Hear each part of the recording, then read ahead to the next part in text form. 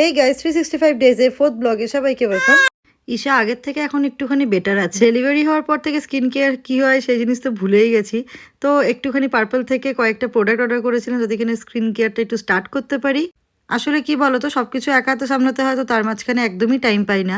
তো আমার মতন অবস্থা প্রতিটা মায়েরই একই অবস্থা। তো যাই হোক, তাও একটুখানি ওর আজকের দিনটা একটুখানি শরীরটা ঠিক থাকাতে মুডটাও একটু ভালো ছিল। যেহেতু আমরা চলে যাব কিছুদিনের জন্য বাড়িতে, তো তাই জন্য আমরা ভাবলাম একটুখানি ওকে একটু রুটিন চেক আপ করিয়ে নিই।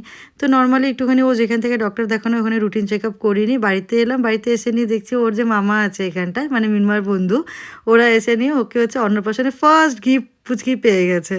এদিকে পুচকিকে নিয়ে প্যাকিং করতে তো আমাদের জান বেরিয়ে যাচ্ছে, কারণ ও একটু পর পর উঠে যায়। এদিক থেকে আমাদের ইনভিটেশন রেডি করার দরকার, সেটাও রেডি করা হয়নি। তো দেখো আমি কীভাবে কোনোরকমভাবে ওকে কোলে নিয়েই আমি হচ্ছে ইনভিটেশন কার্ডটা রেডি করছিলাম। তোমাদের সঙ্গে নেক্সট ভিডিওতে শেয়ার করবো যে কেমন হয়েছে, বলো আমাকে দেখতে। তোমরা যদি এরকম কিছু বানাতে চাও আমাকে কন্ট্যাক্ট করতে পারো। চলো আজকের মতন টাটা।